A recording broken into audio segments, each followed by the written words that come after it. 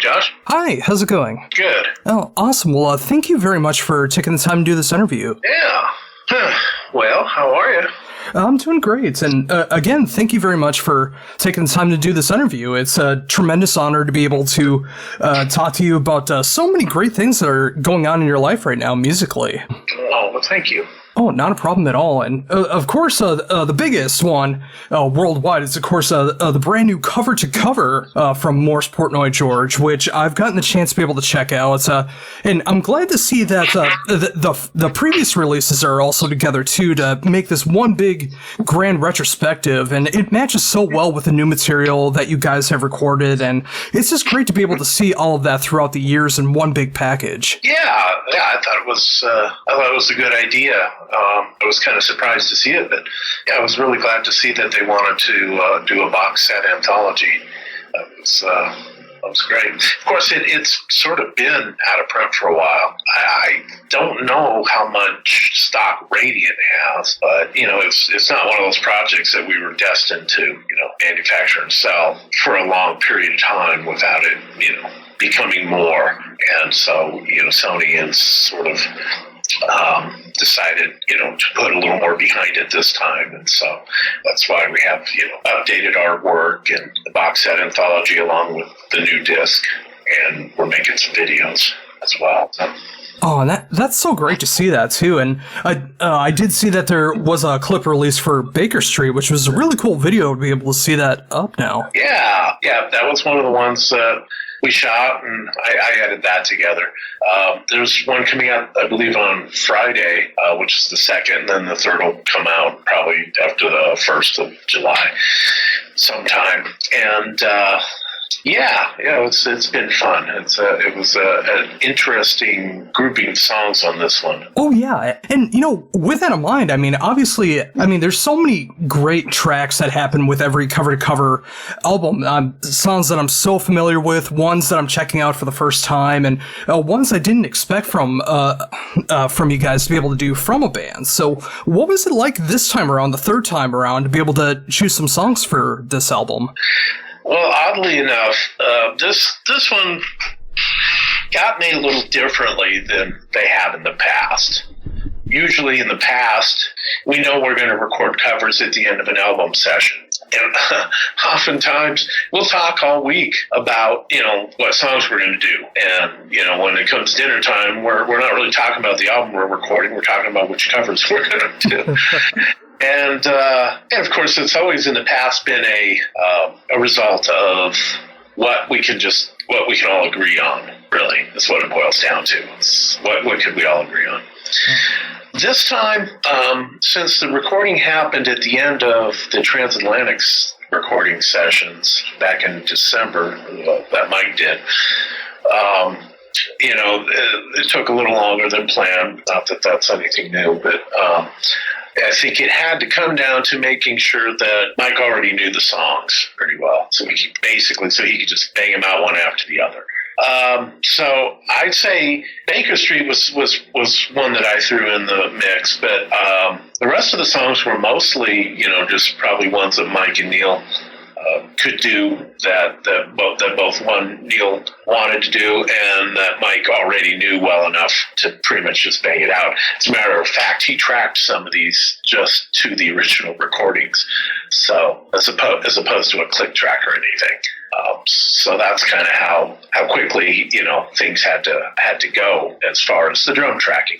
Once the drum tracking's done, then Neal and I can sit and put our tracks together after the fact.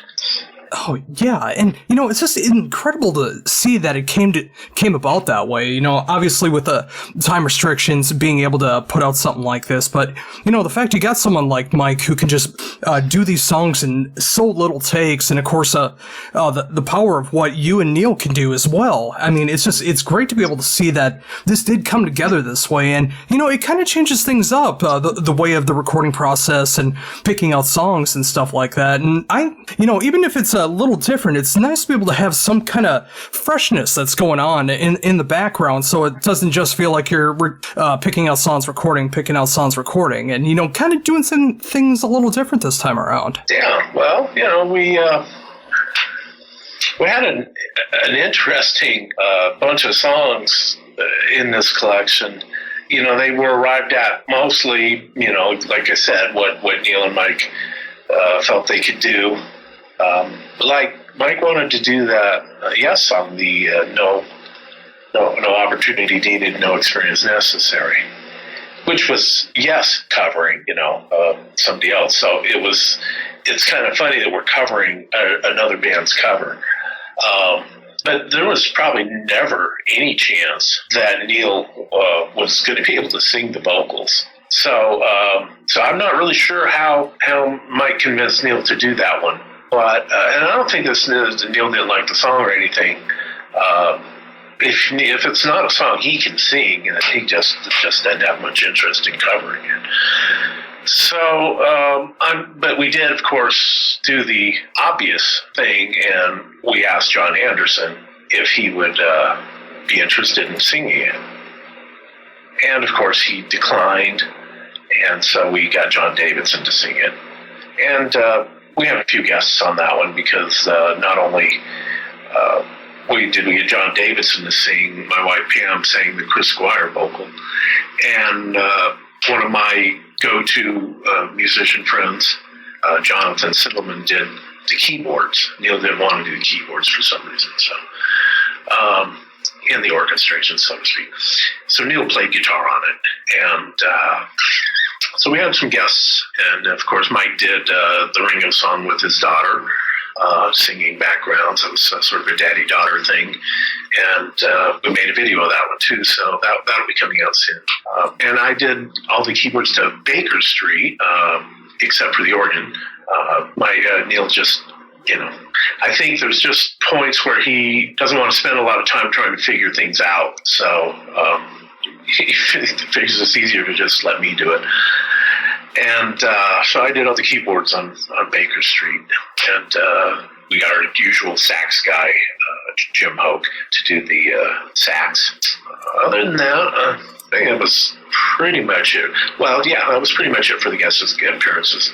There was some sax on there was brass on other songs too. So we had the brass guys in, but yeah, it was an interesting collection. It was a different take, so to speak, to do stuff like a couple of Squeeze songs, for instance, or a Lenny Kravitz song. But they turned out really cool. It's funny how, we were able to make them just sort of fit right in with the greater, collection of songs that we've covered. Yeah, and that's what I've always appreciated about the three of you getting together and putting out these cover-to-cover albums is it's such a wide array of different genres that really feel like it's a good influence of the three of you combined, and sometimes being able to go left of center of what people would expect from you guys. And I always appreciate that. I mean, whether you're covering King Crimson, whether you're covering Lenny Kravitz, whether you're covering Tom Petty, I mean, there's so many different ways that you can go about picking out songs and playing them to your heart's content, and just showing that you do have a true passion for playing music, be it original music or covers.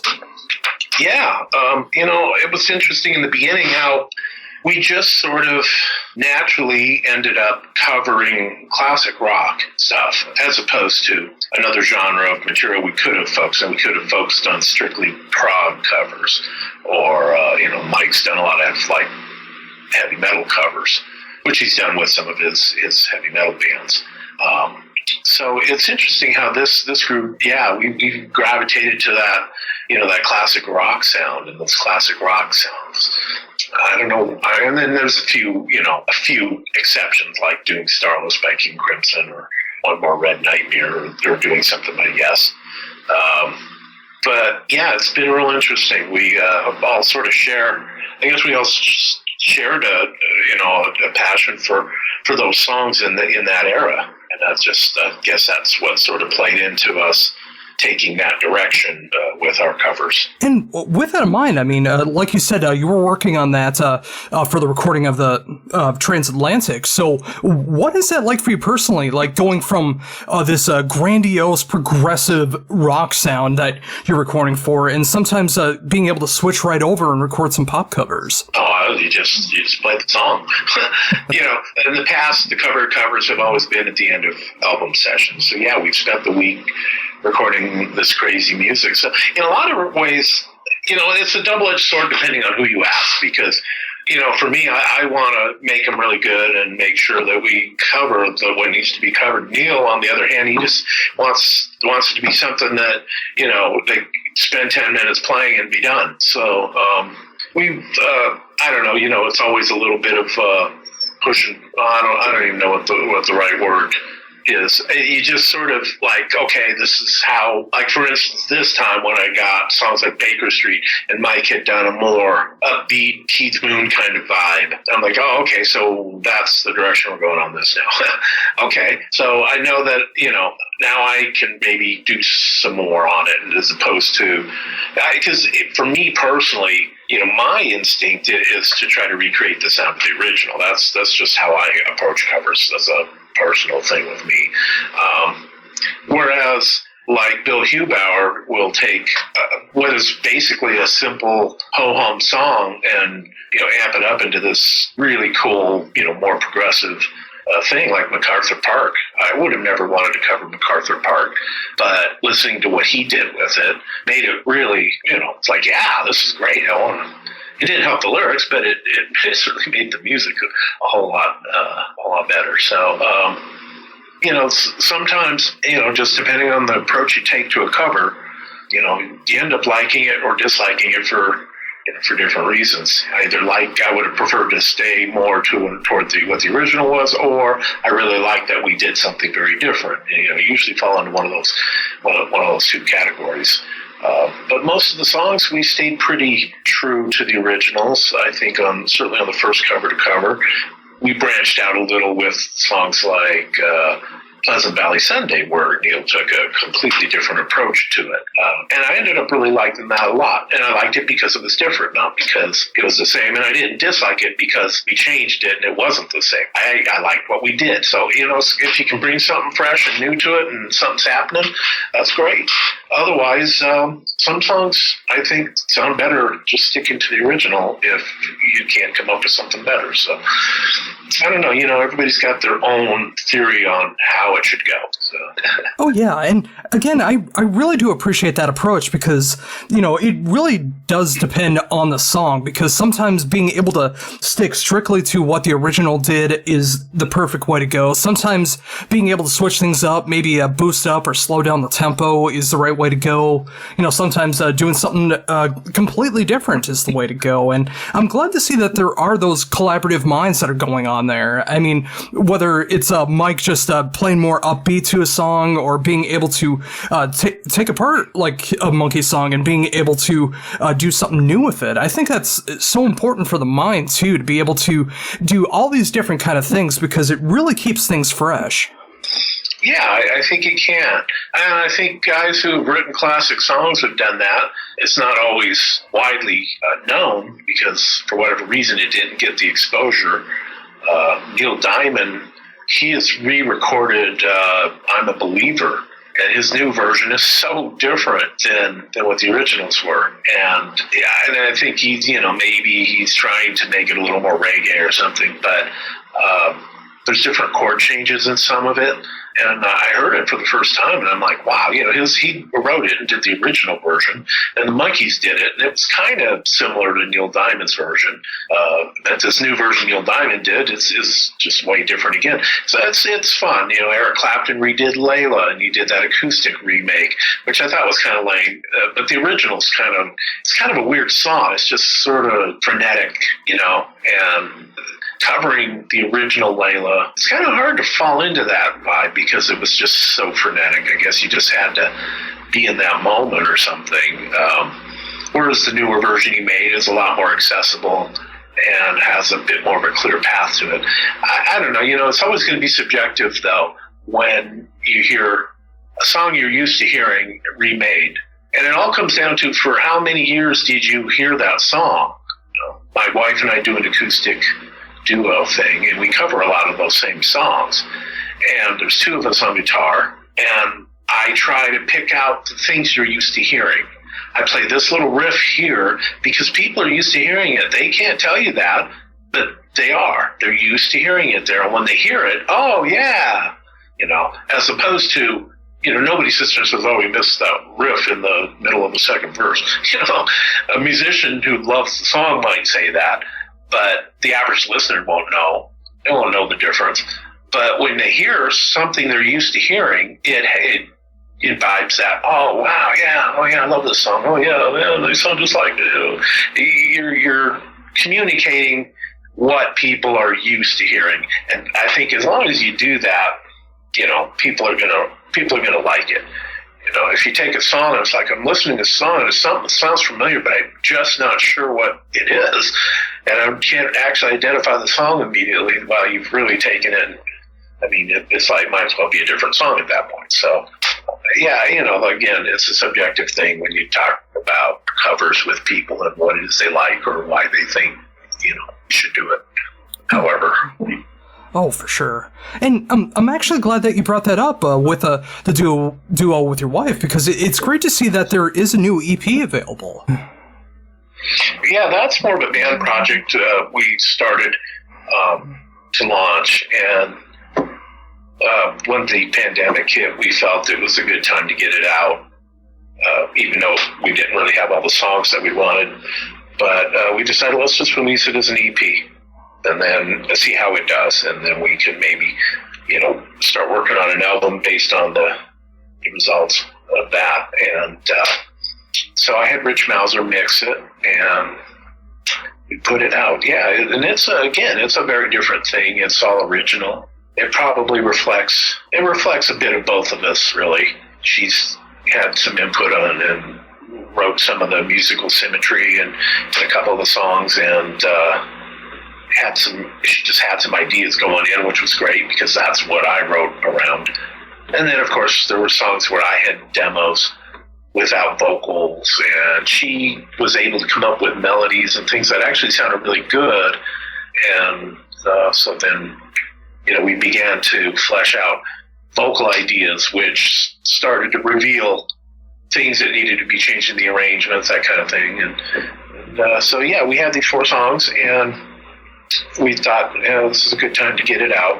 Let's get them out and go from there. It's not really anything the same as the stuff we do live as an acoustic duo. We're mostly just playing locally, just doing covers. But there are some places that like to have some original material as well.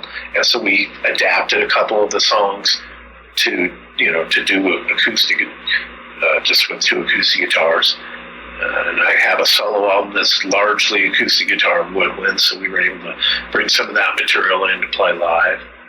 And then once we started streaming during the pandemic, we had our worldwide audience, which are a lot of people who are prog fans. So then we were able to start covering some prog songs and doing some acoustic adaptations of those as well. So it's become sort of a collecting ground for everything we do to sort of perform as an acoustic duo, simply because that's easy and is doable for us where we're at. Ultimately, for the Sweet Invention, we named it the band Sweet Invention because we wanted to establish that it is a band. It was intended to be a band, and that's the direction it's going to take ultimately if it goes anywhere. So, we've talked about doing an album as an acoustic duo as well, which could be more acoustic guitar music and more folk instruments and things like that too. So there's quite a wide range of things we could do in that respect.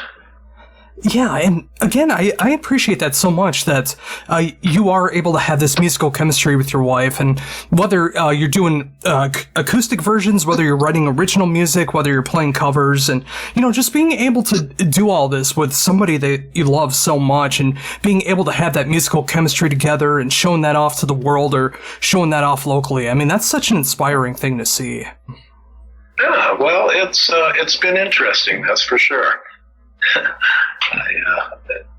I think sometimes as a musician you dream about that. Most of us marry somebody who isn't necessarily musically as talented or musically inclined. I know that, I've been married before, and that was the case. And that's okay. That's a good thing. Once your wife is involved, though, and she's a band member now, it's usually it works quite well. We don't really have to talk a terrible amount of things. We just sort of have a general understanding of what we're doing. But sometimes, it can be rough going because it's your wife. It's not a band member who you can talk to and expect them to take it professionally. It's your wife who, gets flustered because she's your wife. That just happens. But, it's nothing that you can't, work through. Oftentimes you just have to let them work through things their own way. And it all works out in the end. So, yeah, it's been a good thing overall. Oh yeah, and especially during these times. I mean, whether you're working with your wife, whether you're being able to promote Cover to Cover, and of course, recently you were able to be a part of the Prog from Home show, being able to see that streaming. I mean, that was incredible to see everyone coming together for that and playing such great songs. Yeah, that was a lot of fun. That was really a really amazing thing at the time. I think it got a lot of views. I mean, it was insane. And it was fun to be part of that. And I think, the prog world they were ready for something like that because festivals got canceled. Cruise to the Edge got canceled. And so I think this was the closest thing for people to be able to just sort of come together and enjoy music from a bunch of their favorite artists, much like you would at a festival or on a cruise. So, it was something that was, was definitely right to happen at that time. And those guys did a really good job putting it all together. The Prog Report guys, Roy and Jeff Bailey, and all the other guys that were involved in that. Yeah, and again, it was incredible to see how that all came together and being able to hear these songs together and, the streaming capabilities of it as well, too. I mean, the fact that something like this can be put together in 2020 and being able to have the reception that it did, and it, especially being a prog fan myself, I mean, it was so appreciated that everyone involved was able to put something out for the fans like us, and of course for yourselves, too, being able to jam with people and still being able to play songs in front of people. Yeah, well, that's kind of what happened at that time. We were all like, "Wow, stay home. The world's shut down." It's a little disquieting, I think, for people. They're just like, nothing like this has ever happened, and nobody really knew what to think about it or what to think the future might look like. I think, your worst fears sometimes take over, thinking, oh my gosh, is anything ever going to be the same again? Although things, really haven't changed that much, and it's really not nearly that bad. It's just, it requires paying more attention and being a little more careful, but there's no reason life can't continue. There's no reason we can't get back to our normal lives, and it's going to take a little time and patience, but it can happen. So, it was natural that we found the only outlet available to us, and that's what people did. Of course, things are going to start going back to normal. More live shows are going to start opening up eventually, and people will get back to what they're used to, but I think people have gained a new appreciation for streaming technology and what it can bring. So, it's nice to know that the infrastructure actually supported most of what, everybody was trying to do. Oh, I couldn't agree more. And again, from the fan aspect, it was so cool to be able to see the way that it turned out, and seeing so many people that did eventually check it out. And and just like you said, people are able to appreciate streaming capabilities more. And as things slowly but surely start to get back to normal and being able to play shows, I mean, it's great to see that there are different avenues now where you can check out live music, even if it is at the comfort of your home watching through a computer screen. I mean, it's great to be able to see that you can still enjoy live music in some capacity. Yeah, it is. It even has me considering streaming one of our live appearances coming up here, where we're playing Sunday morning. I was thinking I'm very much considering streaming that, but it's going back into a place at this point. I guess it's kind of a I kind of want to see what it's going to be like, how many people are going to actually be there, and what the situation's going to be before we get too far down that road. So I don't know, still considering it. I think it's kind of one of those things that maybe in the future might become more of a regular part of the live thing. Yeah, if you're going to be there and live and attend, that's great if you can. A lot of people would, but can't. So, maybe now people will make streaming their live shows, a little more of a common thing for people, just as a way to be there when it happens and see it live as it happens, although you can't physically travel to be there for whatever reason. Oh, for sure. And again, it's great to be able to see that those avenues are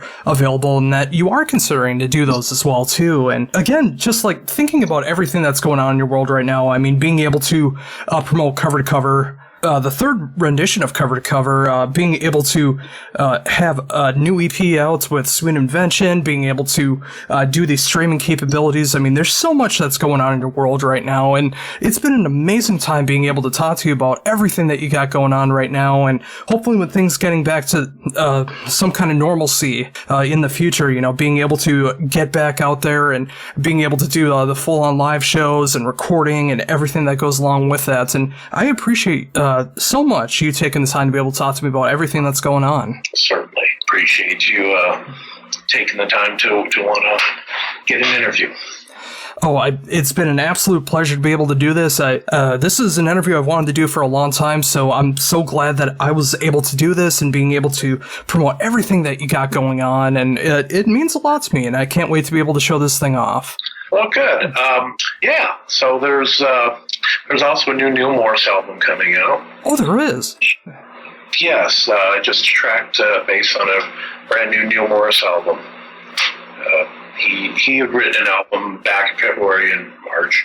And this was like going back to the way we did things back in 2004, 2005, where he wrote everything and we just sort of, put our stamp on it and, track our instruments. And so it's a Neal Morse album versus a Neal Morse band album. That'll be coming out in September. But it's an hour-long progressive rock concept piece. And I'm sure the fans will love it because it's everything Neal Morse. Everything Neal Morse has ever done packed into 60 minutes. Oh, that sounds incredible already. Yeah. So that's very cool. That's been very cool to do. Not to mention a number of videos that we've been making. There's 3 for Cover to Cover, 1 for the new Neal Morse album. I did 1 for our EP, and I did one just because. It's just a cover of a Renaissance song. We did a cover of Carpet in the Sun. And that was sort of because we stopped doing the streaming thing after a while because, quite honestly, we were just getting too busy. And I thought, well, it'd be cool to maybe people really liked the way she covered the song when they heard it. And we thought, well, why don't we do a full-blown, band remake, and have another musician on it doing the keyboards and the orchestrations. And I just did the guitar and bass, Pam sang it. So we did that and put that out just for no other real reason than to just do it. Just one more thing to give people, It's getting to the point where almost every single day you have to think of something new. It's like, this is great. I've been waiting to premiere this video. Okay, it premiered today. And for a couple of days, it's great. And it's like, now what? Now we can find something else to put out. It's really hard to have to put something out once, twice a week versus, you put something out once or twice a year. And if even that. So I don't know how doable it is. So that's why we find ourselves doing more and more covers, things like that. Stuff that we can do that's simple and easy, but people enjoy it. If it puts a smile on somebody's face, it's worth it. Oh, absolutely. And I got a big smile on my face knowing that there is a new Neal Morse album that's going to be coming out on the horizon, and being very fortunate to be able to check out all of the third installment of Cover to Cover before the release coming up in July. And, just again, being able to hear everything that's going on there right now and everything to look forward to in the future. I mean, again, it's been an absolute pleasure to be able to talk to you about all this, and some great news to look forward to in the future as well. Yeah. Well, cool. We're happy that we're able to just continue to do what we do.